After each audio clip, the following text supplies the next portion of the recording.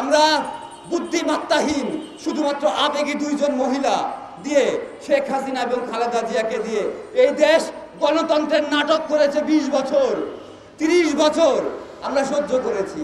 তো শুধুমাত্র সহজ সরল আবেগী মানুষ রাষ্ট্রের প্রধান হলে তাতে রাষ্ট্রের যতটা বেশি ক্ষতি হয় তার থেকে বেশি ক্ষতি হয় তার চারপাশে যারা আছে, তার চারপাশে যে ভোগী মানুষ, যে লোভী সমাজ, তারা।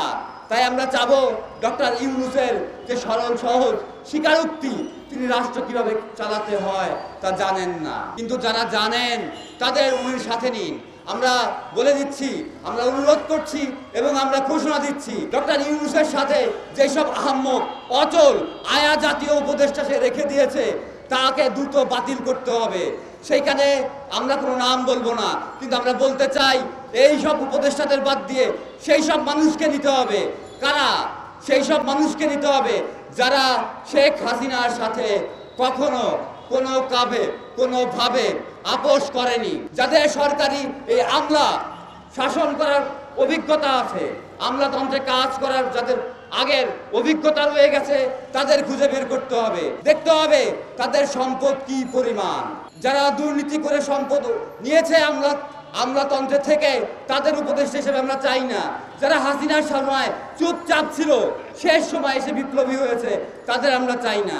আপনারা জানেন আমাদের মঞ্চে সার্বভৌমত্ব আন্দোলনে যারা উপদেষ্টা হয়ে আছেন, তারা আমাদের সারা বাংলাদেশ থেকে খুঁজে বের করা সেই সব বৈশিষ্ট্যের মানুষ, যারা আমাদেরকে পথ দেখাচ্ছেন, বাংলাদেশকেও পথ দেখাতে পারবে। আমরা আজকে যে রাজপথে নেমে এসেছি, এই যাত্রা আমাদের যে বৈষম্য, এই বৈষম্য আমাদের রন্ধ্রে রন্ধ্রে, এই বৈষম্য বিরোধী। আমরা সার্বভৌমত্বের পক্ষে। আপনারা যদি বৈষম্যের কথা বলি, আমাদের ছাত্র সমন্বয়করা হয়তো জানেন না বৈষম্য কত প্রকার। আমরা যদি বলি সরকারি ক্ষেত্রে কি ধরনের বৈষম্য আছে, এখানে সৈনিক আছে, এখানে অফিসার আছে, সরকারি ক্ষেত্রে আমলা আছে, আপনার কেরানি চতুর্থ শ্রেণী তৃতীয় শ্রেণীর কর্মকর্তা রয়ে গেছে।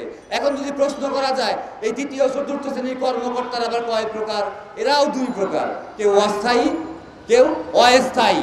এই রকম ভাবে ব্রিটিশ কলোনির কাঠামো অনুসারে আমাদের ভাগে ভাগে ভাগ করা হয়েছে এবং এক ভাগকে আরেক ভাগের বিপক্ষে দেখানো হচ্ছে। শুধুমাত্র লাল আর নীল গেঞ্জি পরায় যেভাবে খেলার মাঠে দুই দল নির্ধারণ করা হয়, আমাদের রাজপথে সেই রকম ভাবে দুটি আলাদা ন্যারেটিভ প্রয়োগ করে আমাদের দুই পক্ষে লাগিয়ে দিয়েছে যুদ্ধে।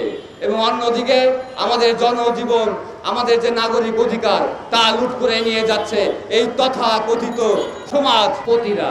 আমরা আজকে যে আত্মার রাজনীতির ঘোষণা দিচ্ছি, আমরা বলছি আমাদের আত্মার সাথে যখন যেখানে যে মানুষ, প্রাণী, প্রকৃতি আমাদের আত্মাকে স্পর্শ করবে, আমরা তার হয়ে কথা বলবো, আমরা তার রাজনীতি করব। আমরা সমগ্র পৃথিবীকে জানিয়ে দিতে চাই বাংলাদেশ এক নতুন রাজনীতির সূচনা করতে চায়, যা আমেরিকা, চীন বা ভারতের মতো রাষ্ট্র গণতন্ত্র, কমিউনিজম বা দখলদারির রাজনীতির বিপক্ষে সমগ্র পৃথিবীতে দাঁড়িয়ে আমরা আত্মার রাজনীতি করে যাব। আজকে আমেরিকায় যখন আগুন লেগে যায়, আপনারা দেখবেন পাখি, বনের পশুরা ঠোঁটে করে সেই আগুন ছড়িয়ে দিচ্ছে। সেই আগুনে কিন্তু আপনাদের একটি সংকেত দিচ্ছে করোনার মতো মহামারী আপনাদের শিক্ষিত করতে পারে নাই, আপনাদের ভদ্র করতে পারে নাই, মানবিক করতে পারে নাই। তাই আজকে আত্মার রাজনীতি প্রয়োজন। আত্মা বললে বিভ্রান্ত হবেন না। আত্মা আপনাদের ডিকশনারিতে তার ব্যাখ্যা নান্দনিক বিচার তত্ত্ব, নান্দনিক বিচার তত্ত্ব।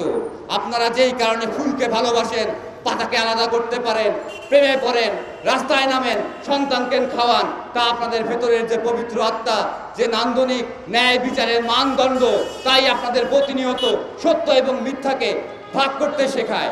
আমরা সেখান থেকেই বলবো, আপনার আত্মাকে জিজ্ঞেস করেন আপনি কোন দিকে যাবেন। একদিকে সাধারণ মানুষ, বাংলাদেশ, আর আরেক দিকে অসংখ্য টাকার পাহাড় এবং বিশ্বাসঘাতকতা থাকবে জাতির সাথে। আমরা সার্বভৌমত্ব আন্দোলন থেকে যে নতুন রাজনীতির ঘোষণা দিচ্ছি, তার পক্ষে অসংখ্য দল রয়ে গেছে, নিবন্ধিত এবং অনিবন্ধিত দল রয়ে গেছে। আমরা যদি আত্মা থেকে সেই সব দলকে চাই, সেই সব দলের সমস্ত কিছু, সেই সব দলের দল, মার্কা, তাদের সভাপতির, সেক্রেটারি যে কাঠামো আছে তাও আমরা পেয়ে যাব। তাই নতুন করে দল ঘোষণা করার নাটক আমরা প্রয়োজন মনে করি না। বাংলাদেশ একটি দেশ, যেখানে 5 জন মানুষ একসাথে হয়ে গেলেই দল তৈরি হয়ে যায়। নতুন দলের প্রয়োজন নাই, আছে নতুন বিশ্বাস, নতুন অঙ্গীকার। যে ভাই আজকে আমার অন্ধ হয়ে গিয়েছে, যে ভাই আমার আজকে প্রতিবন্ধী হয়ে গিয়েছে, তার প্রতি অঙ্গীকার চাই, তার প্রতি আত্মার কসম চাই।